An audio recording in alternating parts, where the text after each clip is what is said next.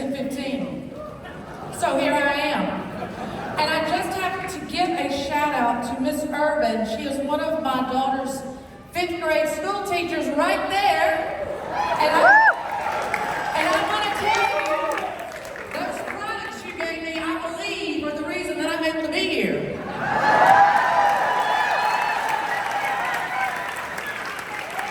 Bailey told me to tell you, hey, how about that? Thank you, Miss Urban. She's wonderful. I mean, she's got me convinced. All right, so I've got a limited amount of time to share my journey with all of you. But this is a pretty beautiful, large crowd. I like to take a survey, and just if you would show me if you're a fan of football, raise your hand. All right, hey, leave them up, interactive session. Who that? All right, we're gonna take an oath. Repeat after me. I promise. From this day forward, I will no longer boo the officials.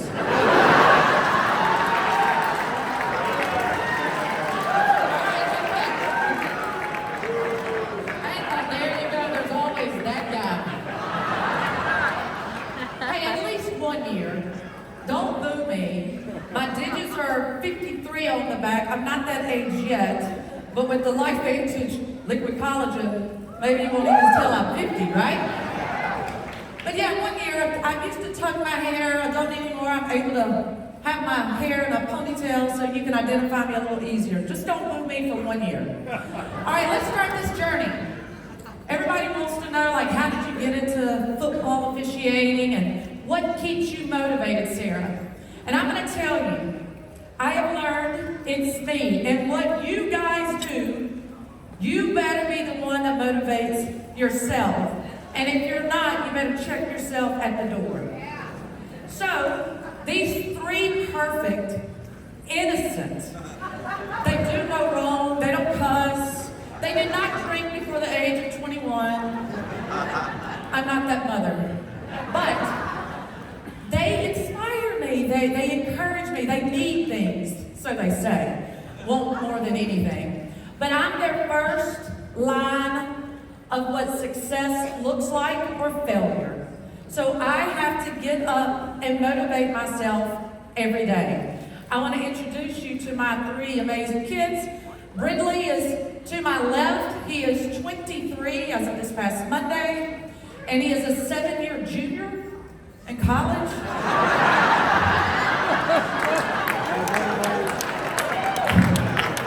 They call it a super senior. He's a baseball player and COVID and then eligibility, and I'm like, I hope you're at least working on your master's. No, he barely passes English, you know? But he is a shortstop at William Carey College University there in Harrisburg, Mississippi. When I played basketball, it was William Carey College, and I still want to say it that way, but it's William Carey University. And he's just living life and loving doing what he's doing, and it's fun to watch him. He's playing in Thomasville, Georgia, but I decided I would come here to Nashville with you guys. Did I hear Thomasville, Georgia? There we go, all right. All right, so then Brady is to my right. His face says it all. Can you guys understand me? I have a little southern drawl. Love it. And in the South, they say I'm paying for my raisin. Well, that one's the reason I'm paying for my raisin. He is 6'7", and he was a catcher, average size catcher, right? But he was phenomenal. Well, they discovered he could pitch. And so he started pitching, and he's throwing between 92 and 93. He's got a jump of a slider, a little breaking ball. So I'm hoping I can retire. And then maybe I can join this team and do what you guys do.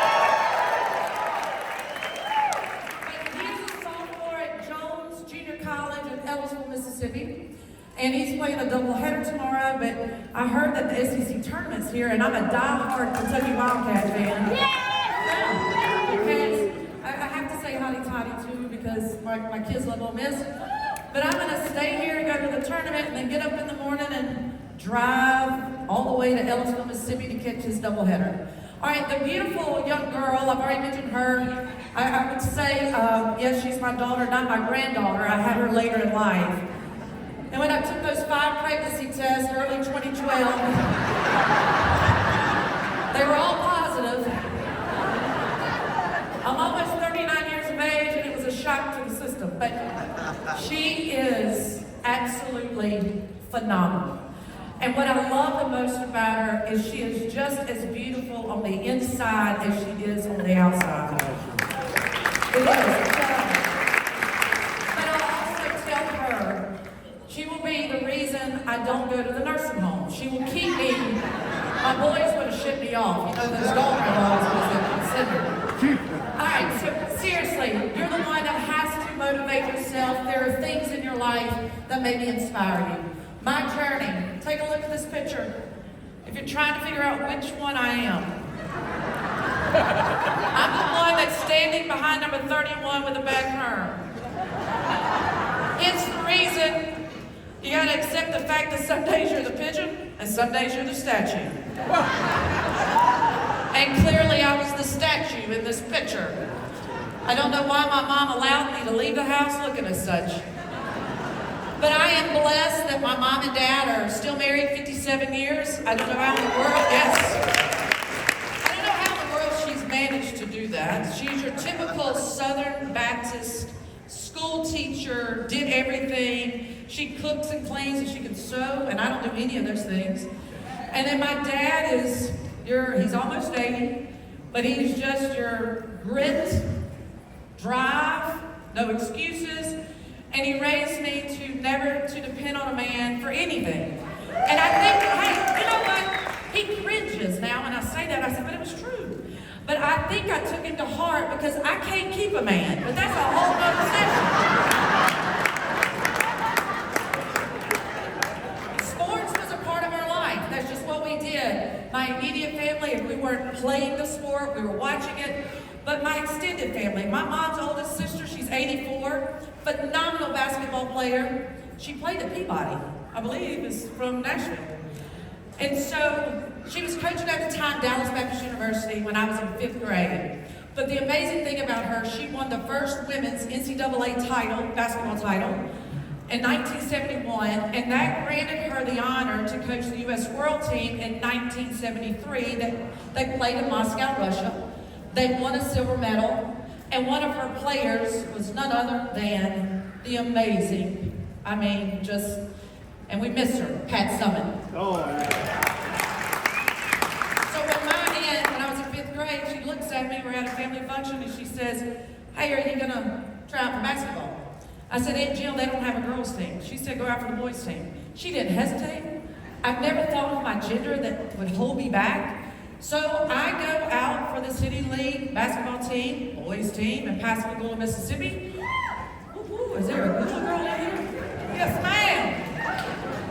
So I go out and I make the boys team. But I'm on the B team. So I play on the B team my 5th grade year. 6th grade year, you are supposed to be on the A team. However, they had put a clause in there unless you were a girl. Well, I was the only girl.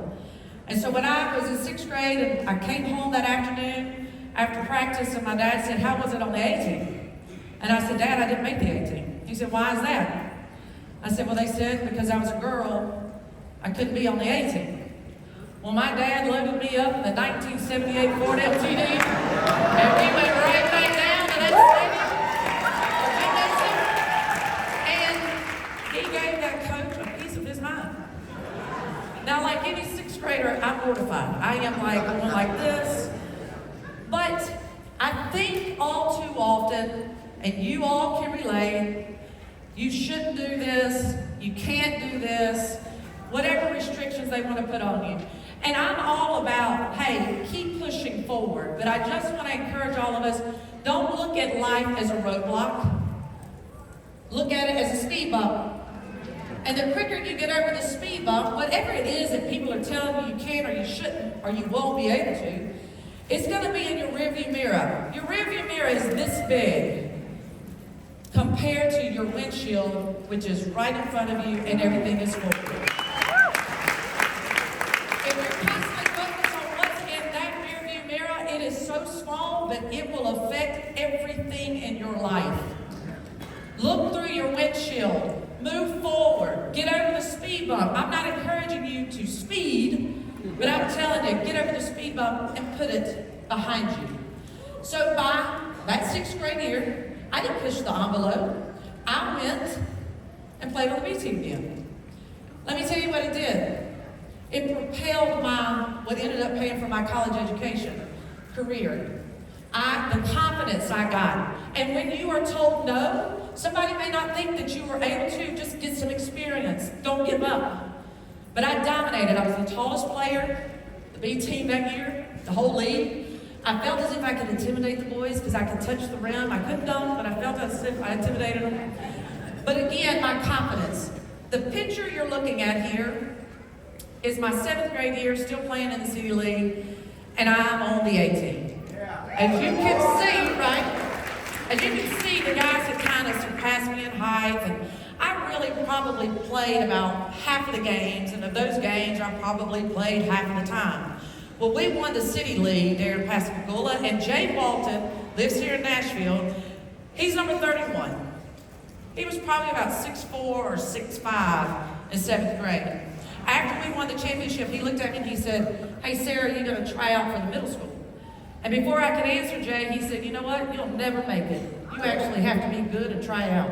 So I didn't try out.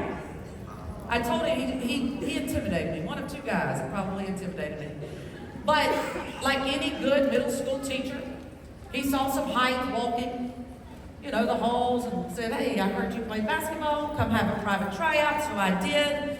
And I was on the JV team. I scored 14 points, I think, my first game, and then went on and played at the high school level, and then went on and played at the University of Mobile. Funny story about Jay Walton. He's tall, I'm tall. We ran in the same circle of friends. Everybody wanted us to date. And so he asked me to prom senior year. And I said, yeah, because I can actually wear heels with someone and I'll be taller than them. Then all of my friends said, "Sarah, he's going to try to kiss you." I did not kiss him because I was still mad at him that he told me I wasn't good enough to make the middle school team. Jade and I had lunch probably 7, 8 years ago right here in Nashville. And I said, "Jay, do you remember telling me that?" He said, I just can't believe I did that. And I said, "Well, you did." I said, "It's no big deal." I said, "How may not have been good enough to make the middle school team, and you were good enough to play at Mississippi State." I said, "But you were not good enough to make it to the NBA, but I was good enough to make it to the NFL."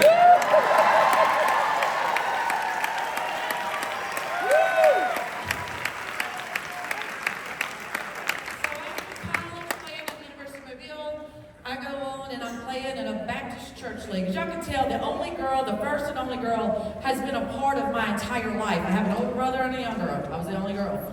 So I'm playing in this men's basketball church league there in Pascagoula. Been in this league for 3 years after college, and we had just won the church championship. And the next night, and I'm into volleyball, still at the same Baptist gymnasium.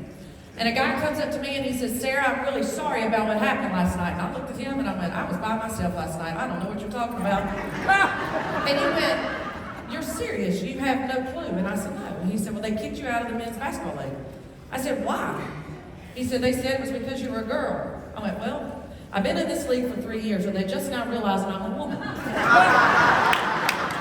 then I thought, all right, if they had a vote, I know we would have been a part of it, or at least I would have been. And then I said, "Was anybody there from our team?" And he said, "No." So I went up to the Baptist preacher. I said, "Hey, can we have a revote?" He said, "Yes, we have a revote the next night. It's 8 teams that don't want me, 8 teams that don't care." And so he asked the one guy that brought up this vote, he said, "Why don't you want her in the league?" And that guy said, "Well, we just feel like she gets the calls. And when she posts us up, it feels funny." Yeah, my head spun around about 3 times. So then I just said, "You know what, if y'all didn't want me and it's coming down to this," I looked at that guy and I said, "As fast-paced of a game as basketball is, if you get some type of sexual sensation out of it, you don't need to be playing it either." So, you can imagine, I said sexual sensation sensation in a Baptist gymnasium. I called up my dad. Crying mad. You gotta be kidding me, because I'm a girl. I can't play. My team doesn't mind. So a couple of months after that, I'm on the phone with my older brother, Lee. It's all his fault, right?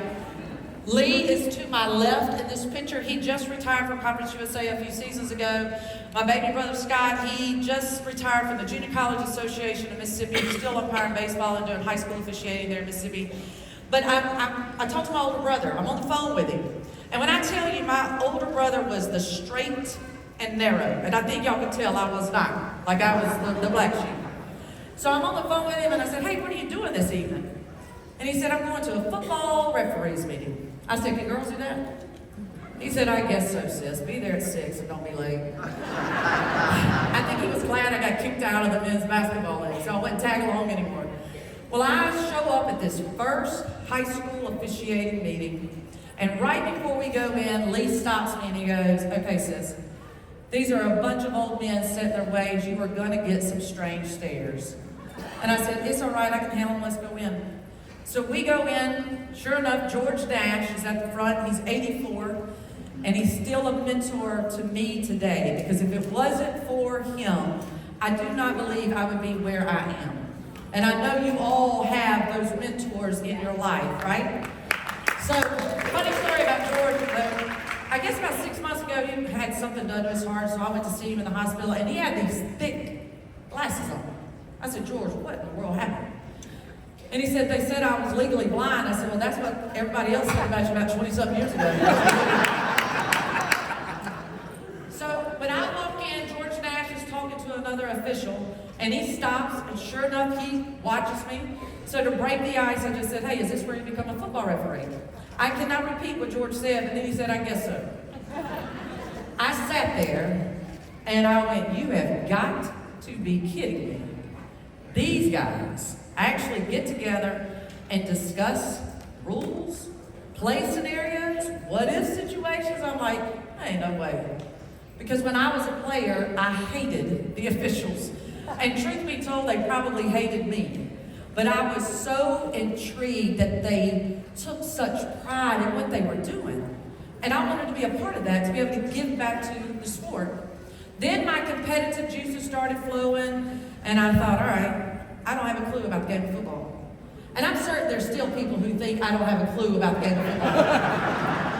But I dug in deep. Every night that I could take a snap, I was. Saturday morning, it'd be jamborees in Hurley, Mississippi, from 7 a.m. to 1 p.m. And I think we took off on Sundays. But I officiated at the high school level for 10 seasons. I had those two boys during that time.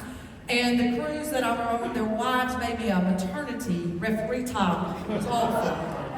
It had lace on it and everything. But I'm thankful because I worked the clock whenever I was pregnant, and that way I wouldn't lose my eligibility for the next season to work the playoffs. So my 9th season, Larry Tucker, God rest his soul, he was my crew chief. And he said, Sarah, I want you to apply to the Junior College Association and be on my crew as a line judge. I said, all right, Tuck. Because, I mean, that was a compliment. Just like in anything, you start at the grassroots and you work your way up, and junior college was the next. Nobody even thinks about, I wasn't thinking about D1, the NFL, what? And so a couple of weeks after that, I said, hey, Tuck, I'm going to send in my application. He said, don't do it. I looked at him. I went, wow. Do you not want me on your crew anymore? He goes, that ain't it. He said, the assignment secretary said, don't bring him that BS. He would never hire you because you're a woman. And I looked at Tucker and I said, well, God made me this way and I ain't changing it. And I can just tell you that if you don't want me on my merit, I'll take the platform.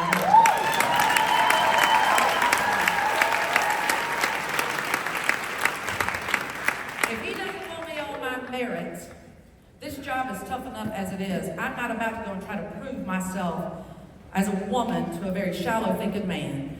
So, my 10th season, I told the crew, hey, I'm going to give it up after this year. Ridley had started playing organized sports, and I just felt guilty leaving on Friday night. And they all told me, Sarah, don't do that. You're going to regret it. Well, lo and behold, what I thought was my last game was a state championship game there in Jackson, Mississippi. And 4 days later, I got a phone call from an NFL scout that was scouting officials. All right? I didn't know these people existed. I didn't know they were out there. So he calls me up and he goes, I just want to tell you, I was not there to scout you. And he said, and I didn't realize you were a woman. And I went, I don't know if that's a compliment or not. But of course, he had my attention because he had NFL behind his name. He said, your field presence is what separated you. All right? It wasn't that I got the call right. Something happened, I went into the crew, we had to adjust the chains, and then he said how you handled a very heated coach, and you moved right along. What you're doing, your field presence matters. Okay? When I was being recruited as an athlete, I knew it was the small things that separated me. But I didn't realize later on in life, career-wise, that people were still trying to recruit you. Okay? Your field presence is what will separate you. Yes, we want to do things more right than wrong, but understand someone is always watching how you carry yourself. So your field presence. So then he says, I think you've got what it takes to go to the next level. I'm like, what's that? I don't think it's going to be the Junior College Association of Mississippi.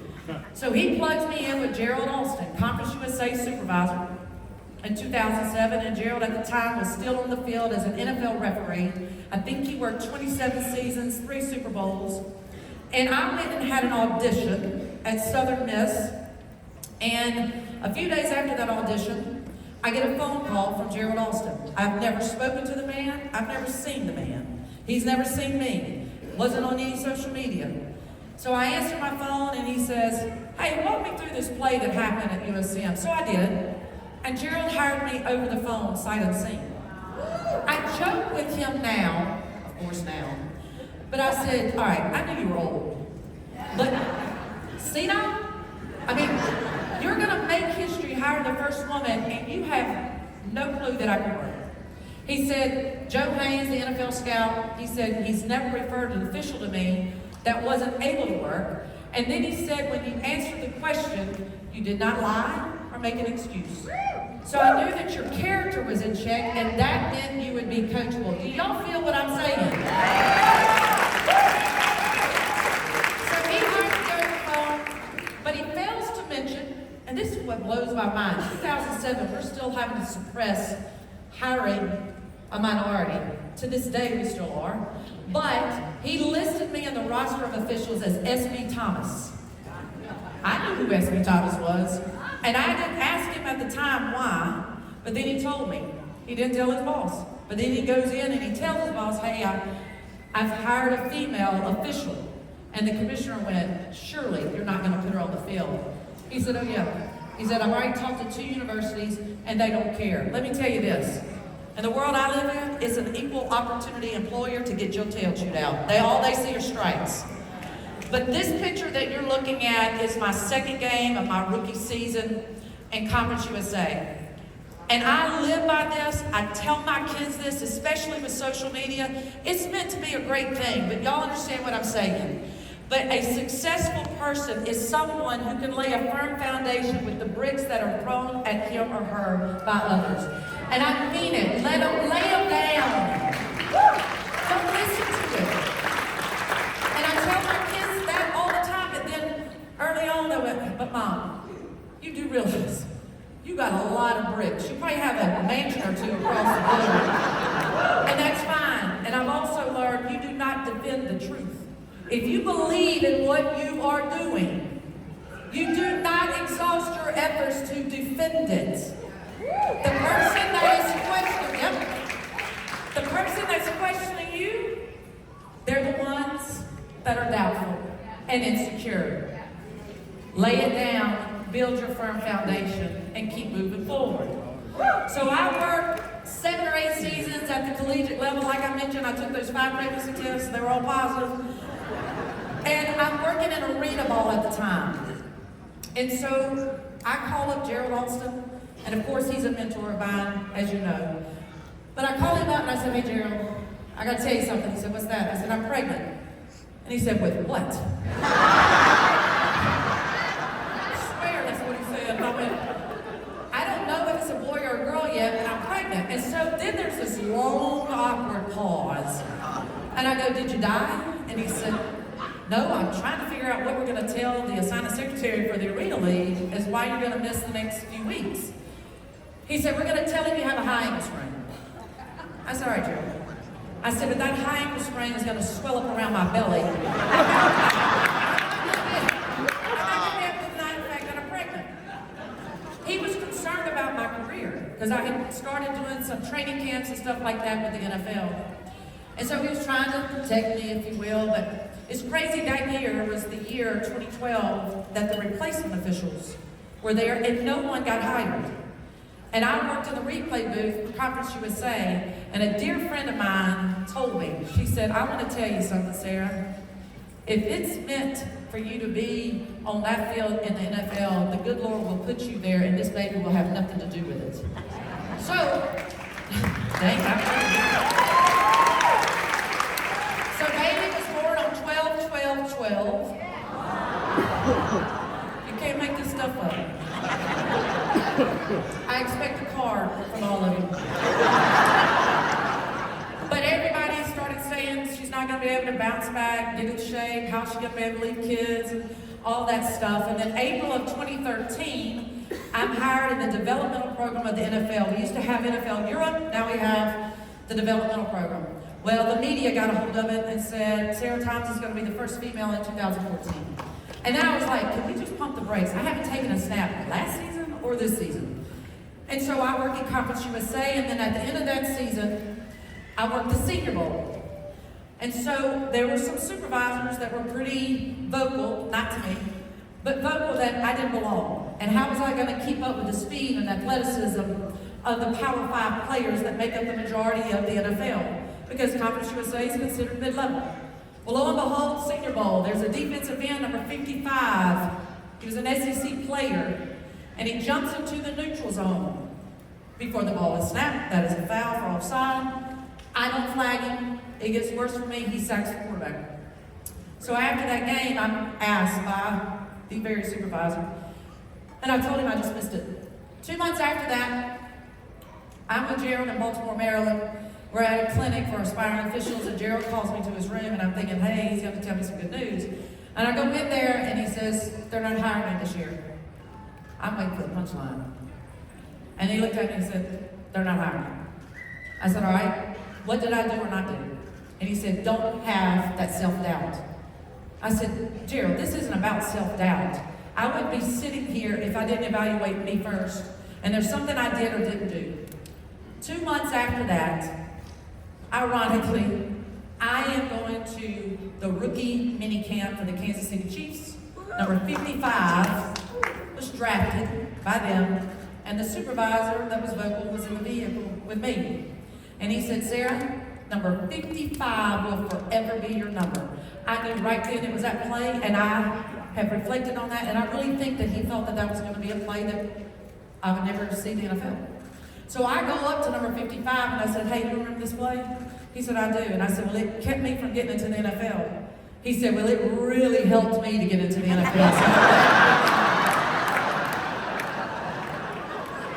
I want to tell you too, reflect back on it. He was absolutely correct. Number 55 will forever be my number. It's in the history books because I got to work Super Bowl 55.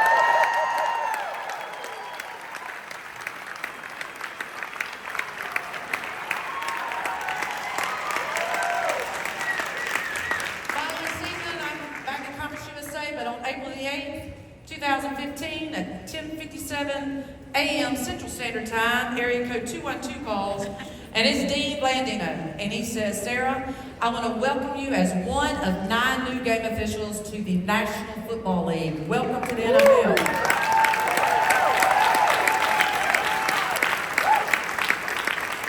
I commend him that he didn't say, hey, we're hiring you as the first female. It's a publicity stunt. You're going to make history. No, I'm glad, and I tell him every time I get to talk to him, thank you for just saying I was an official. And this quote is on my back porch. Be yourself because everybody else is already taken. Truly. When Gerald hired me, he told me I needed to tuck my hair. So I did. I was a little miffed about it. I didn't tell him then. But I didn't have anybody that looked like me. I didn't have a female mentor. And Gerald was a white male that was being scrutinized after every game he worked, and he knew if I walked out there with my ponytail out or whatever, that why isn't she in the kitchen? You know, that would be the stereotype that would happen. And then he said, and you need to wear little or no makeup. I said, whoa, you were across the line there. There will be cameras, and I will have makeup on. In 2020, more females are getting into the world of officiating and football, and they were wearing their hair out because we all had the fitted hats, and I just thought it looked unkept. And so the league called me and said, would you wear your hair out? And I said, yes, if you give me an adjustable hat, I'll put it in a ponytail. So 2020, they sent it. And I am telling you, there's something about it that just makes me feel so free. And I love it. I'm going to tell you, I've learned a few things with this, and I'm going to wrap it up. How many times, especially what you guys do y'all feel like you got to prove somebody wrong? Don't you? Stop. Stop. That line will never end. As soon as you check one off, there's a new line leader.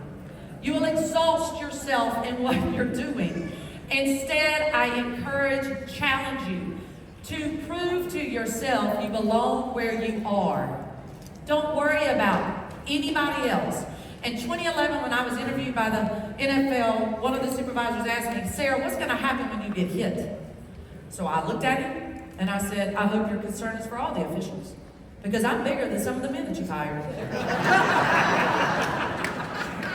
I'm going to roll this tape and you're going to see what happens with Sarah Thomas. I don't get hit, I get trucked by two players. It's a balmy 29 degrees in Green Bay, Wisconsin. Late in the fourth quarter, very one-sided game, and Kyle Rudolph hits me. I think it hasn't been the same since. Bradford has to scramble. The pass is caught by Kyle Rudolph. And then a collision along the sideline with the line judge. That's Sarah Thomas, line judge, who popped right back up. You could see her say, I'm all right. Yeah, we're doing this practice game.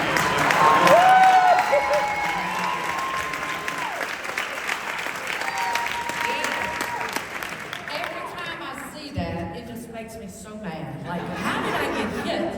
And then I look like I'm looking at one of my kids going, you didn't mean to knock mommy down. I'm all right. I knew my wrist was broken, and so they take me back and they go to x-ray me, and I go back to the trainer's table and I look up and like it's 4 minutes left to go in this game. I'm like, there's no way. So I told the doctor, I said, put that splint on, I'm going back in the game. And there was a player sitting there and he goes, you were one bad, can't tell you what he said. And then NFL security said, you're joking. I said, no. I said, I belong out there. And my mom and dad are probably worried sick about what happened to me. So I get to the tunnel. We have these devices where we can communicate amongst the crew. And I got to the end of the tunnel and it sets up perfectly. Of course, they're on the opposite goal line. So it's 110 yards that I've got to go. And I pushed the button. I said, hey guys, y'all care if I join you again? They went, heck yeah, girl, get out here. It was like the Chariots of Fire. I mean, I'm running all the way down there. Troy Aikman and Joe Buck are telling the world, Sarah Thomas, it's good to see her back. She's passed concussion protocol. Nobody even asked me if I had a headache. But I knew I belonged out there. I wasn't thinking about what they asked me. But the funny thing is, you know, it's Christmas Eve, Cal Rudolph. My kid said, hey mom, you all right? I said, yeah, I just had breakfast. Well, you do know that you got run over by Rudolph on Christmas Eve.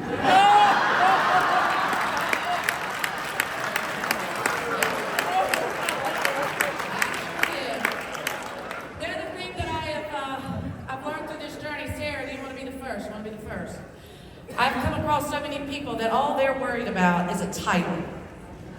or money. And they're missing the joy in their life.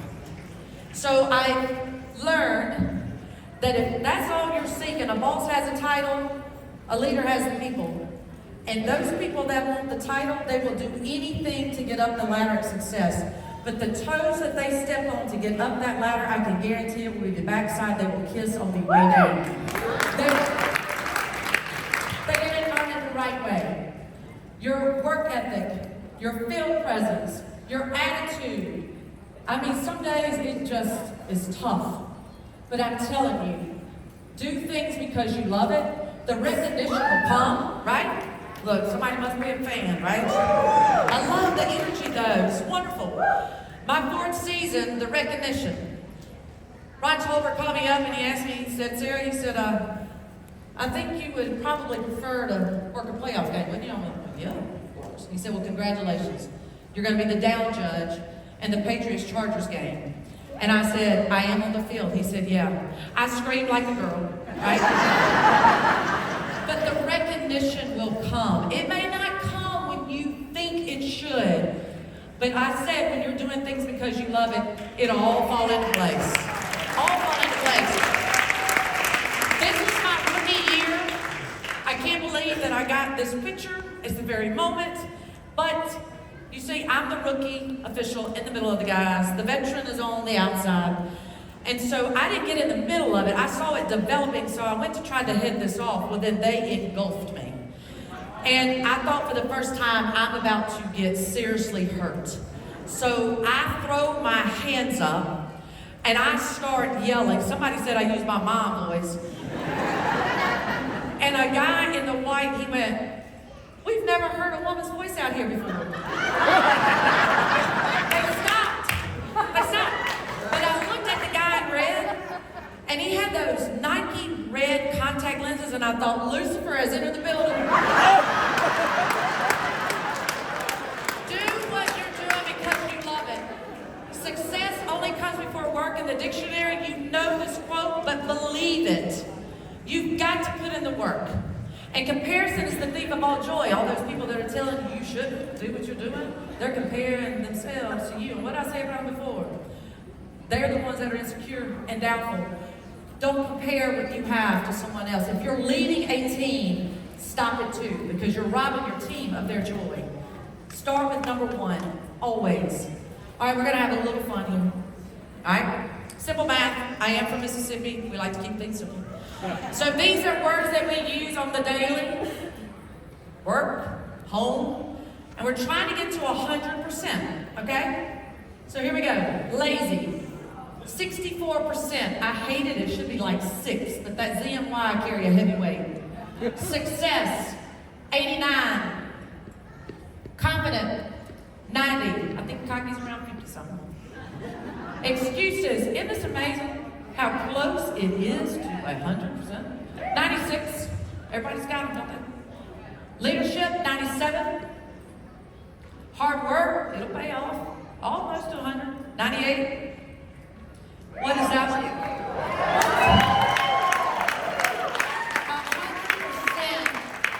100%. It matters. Your attitude matters. Let's have a little more fun. Just go a little further. Motivated. We got to keep motivated. 109%. Confident man, 122.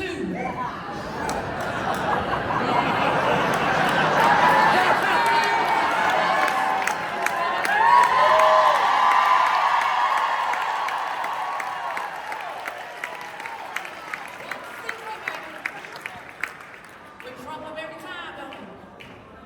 All right. It's crazy to think that Sarah Bailey Thomas, a girl that fell in love with something that she didn't know women weren't doing it. I didn't know we got paid. It's about my 5th meeting. I just wanted to give back. No joke. It is crazy that Billie Jean King has tweeted something out about me. And if you can see it, you can be it. And you can believe it, right? You can. My daughter, she was probably in 3rd grade, but I think she's dressed up for me as career day, for Halloween.